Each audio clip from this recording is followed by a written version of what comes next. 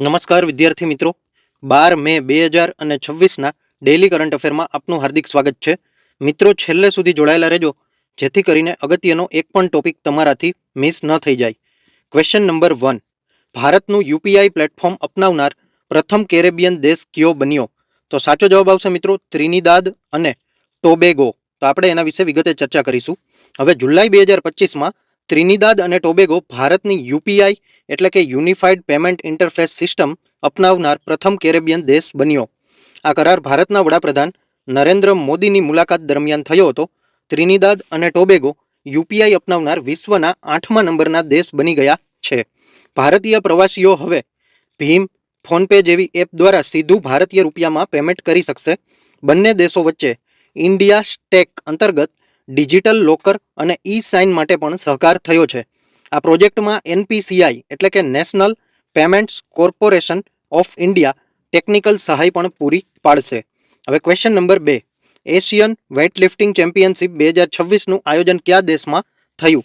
તો સાચો જવાબ આવશે મિત્રો ઓપ્શન બી, ભારત. તો આપણે એના વિશે વિગતે ચર્ચા કરીશું. હવે 2026ની એશિયન વેઇટલિફ્ટિંગ ચેમ્પિયનશિપનું આયોજન ગાંધીનગર ખાતે આવેલા Mahatma Mandir convention and exhibition સેન્ટરમાં થઈ રહ્યું છે. 11 મેથી લઈ અને 17 મે 2026 દરમિયાન આ ઇવેન્ટ યોજાવાની છે. 44 વર્ષ પછી ભારતને આ પ્રતિષ્ઠિત ચેમ્પિયનશિપનું યજમાન પદ મળ્યું છે. આ ટુર્નામેન્ટ 2026નું જે કોમનવેલ્થ ગેમ્સ આવવાનું છે ગ્લાસગો ખાતે અને 2026 એશિયન ગેમ્સ જે જાપાન ખાતે એના માટેની ક્વોલિફિકેશન ઇવેન્ટ તરીકે મહત્વપૂર્ણ સાબિત થશે. ભારતનો પ્રથમ મેડલ કોમલ કોહારે મહિલાઓના 48 કિલોગ્રામ કેટેગરીમાં બ્રોન્ઝ મેડલ જીતી લીધો છે. હવે સ્થળની વાત કરીએ તો ગાંધીનગર ગુજરાત ખાતે યોજાઈ રહ્યું છે. આયોજન સ્થળ મહાત્મા મંદિર ખાતે. સમયગાળો 11 થી લઈ અને 17 મે સુધી રહેવાનો છે અને 44 વર્ષ પછી ભારતમાં આયોજન થઈ રહ્યું છે. હવે ક્વેશ્ચન નંબર 3. કયા દેશે 10 મેએ મરકાએ હક દિવસ તરીકે ઉજવવાની જાહેરાત કરી? તો સાચો જવાબ આવશે મિત્રો ઓપ્શન બી, પાકિસ્તાન. હવે પાકિસ્તાન દ્વારા 10 મેએ માર્કાએ હક દિવસ તરીકે ઉજવવાની જાહેરાત કરવામાં આવી છે. આ જાહેરાત પાકિસ્તાનના વડાપ્રધાન શહેબાઝ શરીફે 2026માં કરી છે. આ દિવસ 2025માં ભારત પાકિસ્તાન વચ્ચે થયેલા ટૂંકા સૈન્ય સંઘર્ષ દરમિયાન પાકિસ્તાનની કાર્યવાહીનું સ્મરણ કરાવે છે. હવે પાકિસ્તાને સૈન્ય કાર્યવાહીનું નામ ઓપરેશન બુનિયાન ઉન મારસૂસ રાખ્યું હતું. સંઘર્ષ સમયગાળો 7 મેથી લઈ અને 10 મે 2025 દરમિયાન હતો. ઉજવણીના સ્થળો પાકિસ્તાનમાં પાકિસ્તાન મોન્યુમેન્ટ અને વાઘા બોર્ડર પર રહેવાના છે. આ દિવસ રાષ્ટ્રીય સ્મૃતિ દિવસ છે પણ જાહેર રજા હોતી નથી. હવે પાકિસ્તાન દ્વારા 16 મેએ યોમ એ તાસહાકુર એટલે કે કૃતજ્ઞતા દિવસ તરીકે પણ જાહેર કરવામાં આવ્યો છે. ભલે હારી ગયા પણ તેમ છતાંય ઉજવણી કરી રહ્યા છે. હવે ક્વેશ્ચન નંબર 4. પ્રતિષ્ઠિત મિટિયોરોલોજીકલ સોસાયટીના ફેલો તરીકે ચૂંટાયા હોય તેવા પ્રથમ ભારતીય મહિલા કોણ બન્યા છે? તો સાચો જવાબ આવશે મિત્રો ઓપ્શન સી, કુલજીત કૌર મારહાસ. હવે કુલજીત કૌર મારહાસ છે ધ મેટ્રિયોલોજી સોસાયટીના ફેલો તરીકે ચૂંટાનારા પ્રથમ ભારતીય મહિલા બની ગયા છે. આ જાહેરાત 9 મે 2026ના રોજ કરવામાં આવી હતી. તેઓ ફિઝિકલ રિસર્ચ લેબોરેટરી PRL અમદાવાદના પ્લેનેટરી સાયન્સ વિભાગમાં પ્રોફેસર અને વૈજ્ઞાનિક પણ છે. કોસ્મો કેમિસ્ટ્રી અને સૌર મંડળની ઉત્પત્તિ અંગેના સંશોધન એના ખૂબ જ સફળ રહ્યા છે. અવકાશીય પદાર્થમાં આઇસોટોપ્સ અને રેડિયો ન્યુક્લાઇડ્સનો અભ્યાસ કરે છે. નાસાના સ્ટુડન્ટ છે અને અપોલો મિશન તેમજ જાક્સાના હાયાબુસા મિશનના નમૂનાઓનું વિશ્લેષણ પણ કર્યું હતું. હવે ધ મેટ્રોલોજીકલ સોસાયટીના 93 વર્ષના ઇતિહાસમાં આ સન્માન મેળવનાર ત્રીજા ભારતીય વૈજ્ઞાનિક છે. તેઓ અમેરિકન જીઓફિઝિકલ યુનિયન એના પણ સભ્ય છે અને તેમણે દેવેન્દ્ર લાલ મેમોરિયલ મેડલથી પણ સન્માનિત કરવામાં આવ્યા હતા. હવે ક્વેશ્ચન નંબર 5. MIRV સિસ્ટમ ધરાવતી અગ્નિ મિસાઇલનું સફળ પરીક્ષણ કયા રાજ્યમાં થયું? તો સાચો જવાબ આવશે મિત્રો ઓપ્શન સી, ઓડિશા ખાતે. હવે ભારતે MIRV એટલે કે મલ્ટિપલ ઇન્ડિપેન્ડન્ટલી ટાર્ગેટેડ રી એન્ટ્રી વેહિકલ ટેકનોલોજીથી સજ્જ અદ્યતન અગ્નિ 5 મિસાઇલનું સફળ પરીક્ષણ કર્યું છે. આ પરીક્ષણ 8 મે 2026ના રોજ ઓડિશાના દરિયા કિનારે કરવામાં આવ્યું હતું.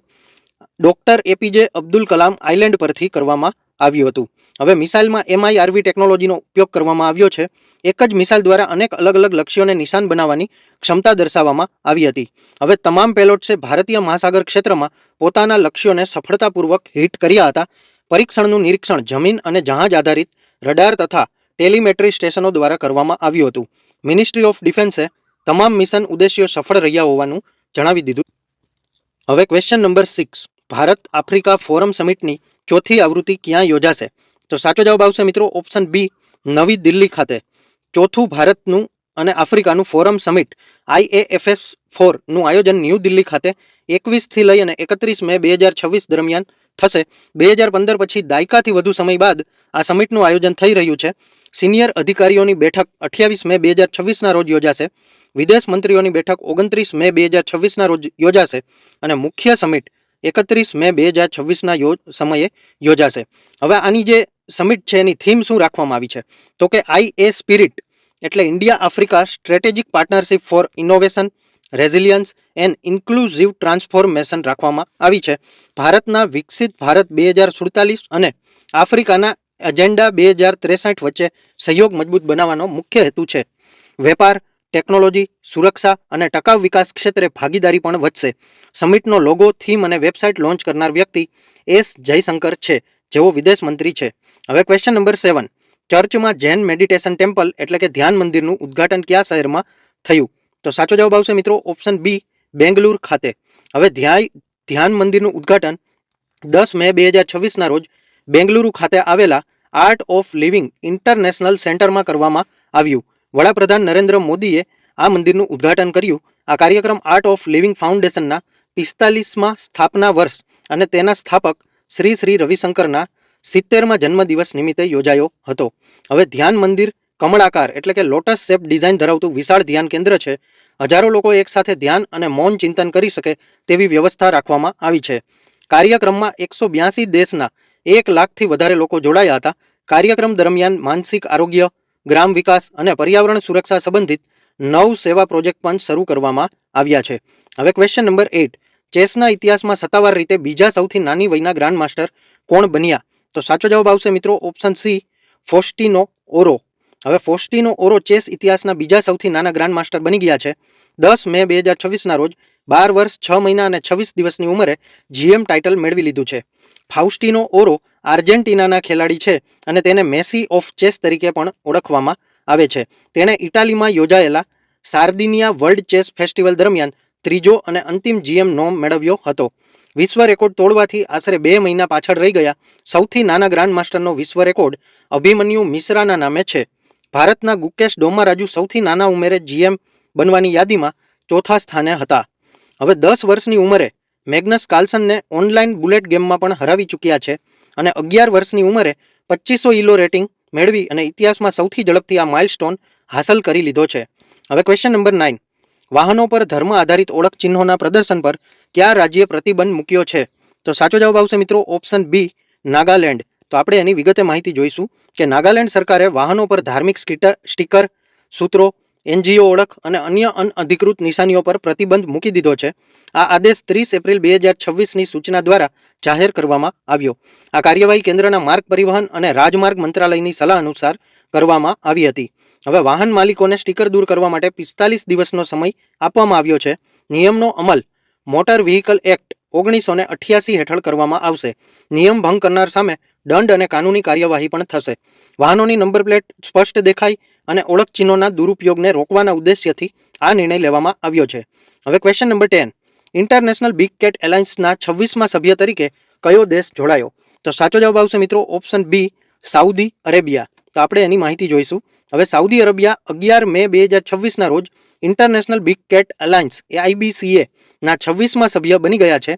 IBCA ભારત દ્વારા શરૂ કરાયેલા વૈશ્વિક પહેલ છે જે મોટી બિલાડીની પ્રજાતિઓના સંરક્ષણ માટે કાર્ય કરે છે.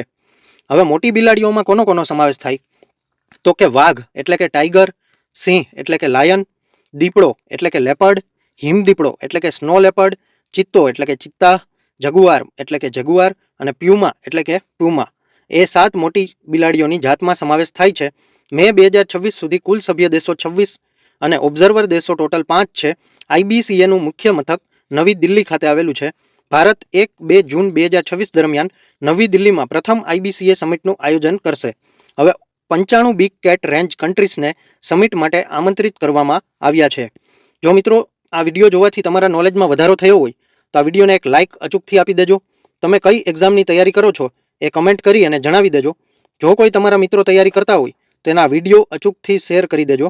અને જો આ ચેનલમાં નવા હોય તો ચેનલને સબસ્ક્રાઇબ કરી લેજો અને બેલ આઇકન પણ દબાવી દેજો, જેથી કરીને આવનારી અમારી એક પણ અગત્યની માહિતી આપનાથી મિસ ન થઈ જાય. ધન્યવાદ.